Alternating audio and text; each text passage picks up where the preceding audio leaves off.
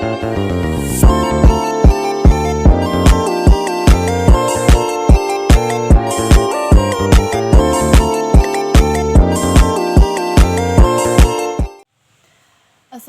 warahmatullahi wabarakatuh. Hai semuanya, berjumpa kembali dengan saya Belinda di Pemulajar Official.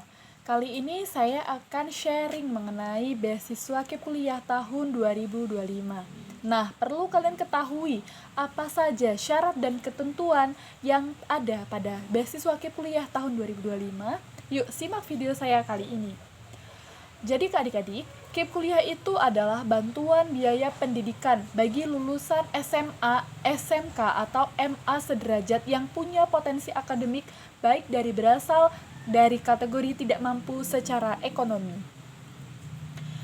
Nah, teman-teman, bagi yang mau melaksanakan atau mau mendaftar KIP Kuliah, kalian harus tahu perguruan tinggi penyelenggara KIP Kuliah, yaitu KIP Kuliah berada di naungan PTN dan PTS yang ada di Kementerian Pendidikan Tinggi dan Kementerian Agama.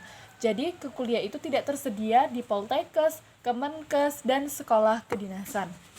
Seperti STAN, STIS, IPBDN, dan lain sebagainya. Jadi, yang perlu kalian ketahui bahwa KIP Kuliah itu tidak semuanya ada di PTS. Jadi, sebelum mendaftar di perguruan tinggi, ada kalanya kalian harus mengetahui terlebih dahulu PTS tersebut menyelenggarakan KIP Kuliah atau tidak. Seperti itu ya, kita harus jaga-jaga dulu gitu. Nah, syarat KIP Kuliah tahun 2025 yang pertama yaitu lulusan sekolah menengah atas kejuruan atau MA sederajat tahun 2025, 2024, dan 2023. Jadi tahun berjalannya 3 tahun itu ya, di tahun 2022 berarti tidak bisa lagi untuk mendaftar sebagai menerima KIP Kuliah.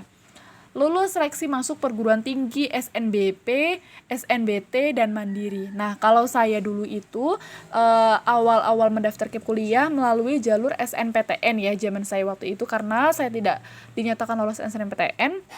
Jadi saya mendaftar secara mandiri untuk seleksi beasiswa KIP Kuliah itu sendiri gitu.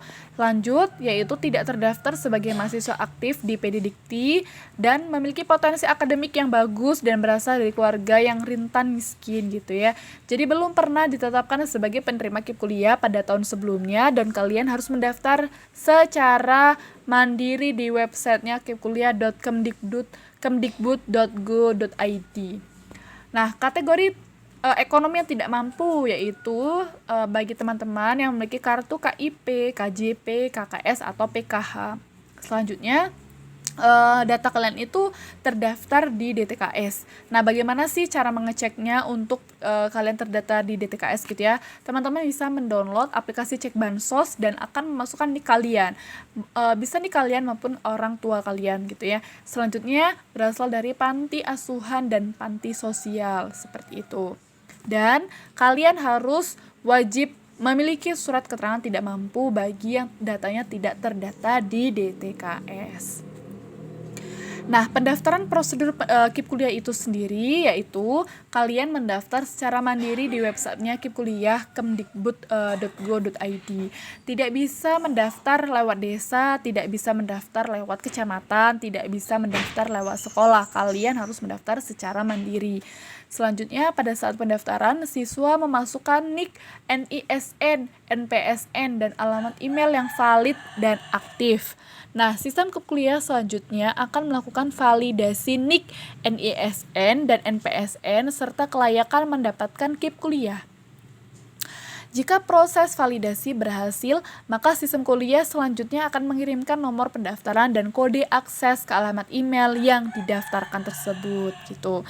Nah, karena kalian nanti akan memilih jalur seleksi apa untuk mendaftar ke perguruan tinggi, maka itu akan secara otomatis tersinkronisasi dengan data kalian di KIP Kuliah gitu ya. Nah, berkas-berkas pendaftarannya meliputi pas foto terbaru ya. Jadi kalian harus memiliki pas foto terbaru teman-teman sekalian. Baik bisa juga menggunakan foto ijazah tapi yang formal ya, jangan foto selfie seperti itu. Selanjutnya foto keluarga lengkap, foto rumah tampak depan, dokumen pendukung ekonomi seperti SKTM ya, KIP, KJP, PKH atau kartu bansos lainnya.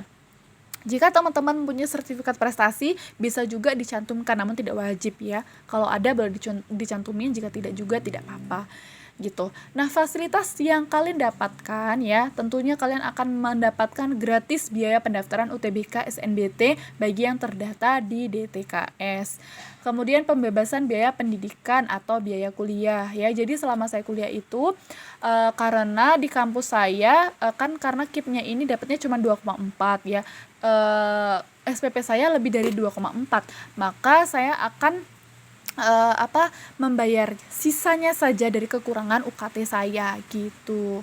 Subsidi biaya hidup yang disesuaikan dengan pertimbangan biaya hidup di masing-masing wilayah ya. Terus tergantung juga prodi yang kalian ambil. Misalkan prodi kalian itu akreditasinya A, maka mendapat biaya hidup juga yang lebih tinggi daripada akreditasinya yang B gitu. Lama pembiayaan KIP kuliah ini selama semester 1 sampai semester 8 ya. Jadi teman-teman tidak usah khawatir untuk pembiayaan KIP kuliah itu dalam jangka waktu kapan gitu ya. Tentunya sampai kalian lulus. Namun perlu diperhatikan seperti nilai akademik kalian tidak boleh turun dari maksimal 3 kali berturut-turut. Jika teman-teman nilainya ya atau IPK-nya itu kurang dari berturut-turut sebanyak 3 kali, maka otomatis KIP kuliah kalian akan dicabut. Kecuali semisal di semester 2 IPK kalian 3,25, terus semester 3-nya naik, semester 4-nya turun, nggak apa-apa gitu ya. Yang penting tidak 3 kali berturut-turut gitu. Nah, jadwal pendaftaran KIP kuliah di tahun 2025 ini seharusnya dilakukan sebelum tanggal 4 Februari ya, karena untuk jalur SNBP itu sendiri sudah dibuka ya untuk jalur kita masuk ke perguruan tinggi seperti itu. Jadi kalian harus sudah melakukan prepare ya, apa saja yang perlu dipersiapkan. Kalian harus cari tahu di websitenya KIP kuliah itu sendiri berkas-berkas yang sudah saya jelaskan tadi gitu.